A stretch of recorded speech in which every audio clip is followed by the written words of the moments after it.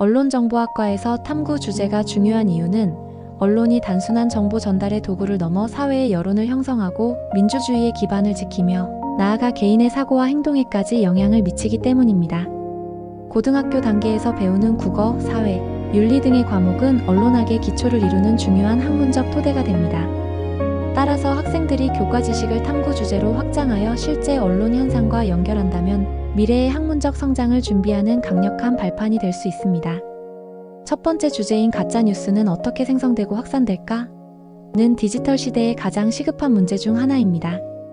사회와 문화, 논리와 사고 과목을 활용하여 SNS 데이터를 분석하고 정보 확산 경로를 추적한다면 학생들은 비판적 사고력을 기르고 올바른 정보 소비 습관을 형성할 수 있습니다. 두 번째 주제 미디어는 사회적 의제를 어떻게 형성하는가? 는 정치와 법 과목과 연계됩니다. 신문과 방송 뉴스를 비교하며 의제 설정 이론을 탐구하면 언론의 영향력과 책임을 명확히 이해할 수 있습니다.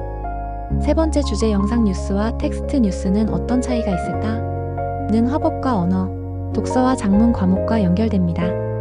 같은 주제를 영상과 텍스트로 비교 분석하면서 학생들은 매체 형식에 따라 정보 전달 효과가 달라진다는 사실을 깨닫게 됩니다.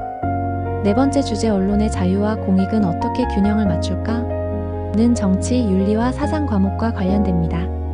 실제 판례와 보도 사례를 분석하며 언론, 자유와 사회적 책임의 균형점을 찾는 과정은 윤리적 저널리즘을 이해하는 데 큰 도움이 됩니다. 다섯 번째 주제 SNS는 민주주의에 어떤 영향을 미칠까? 는 사회와 문화, 정치 과목에서 확장된 탐구입니다. 온라인 여론조사와 선거 사례를 비교하며 SNS가 정치 참여를 확대시키는 동시에 새로운 문제를 만들어낸다는 점을 분석할 수 있습니다. 여섯 번째 주제 광고는 소비자의 선택을 어떻게 바꿀까? 는 사회와 문화, 논술 과목과 연계됩니다.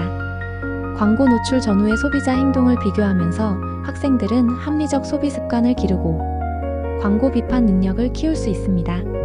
일곱 번째 주제 언론 보도는 사회적 갈등을 어떻게 다루는가?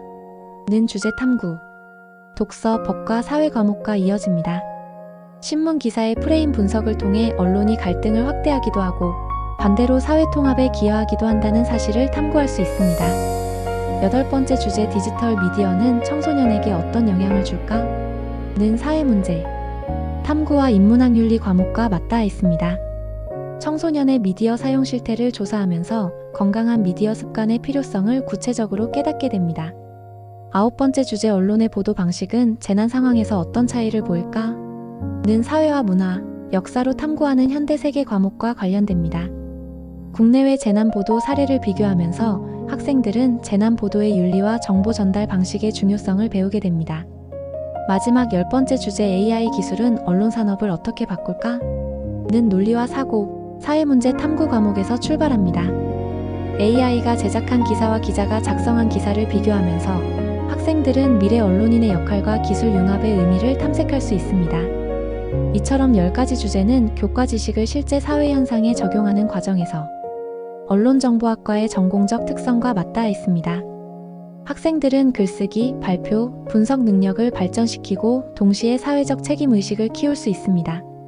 학부모님들께서도 자녀가 단순히 신문 기사를 읽는 수준을 넘어서 이를 분석하고 비판적으로 바라보는 힘을 기를 수 있도록 격려해 주시면 좋겠습니다. 결론적으로 언론정보학과 진학을 희망하는 학생은 고등학교 단계에서부터 언론 현상과 관련된 탐구를 꾸준히 진행하는 것이 필요합니다. 교과와 연계된 탐구 보고서는 입시 준비뿐만 아니라 학문적 성장을 위한 디딤돌이 됩니다. 앞으로 어떤 미디어 환경이 펼쳐지든 이러한 탐구 경험을 가진 학생은 올바른 시각을 유지하며 사회에 기여하는 언론인으로 성장할 수 있을 것입니다.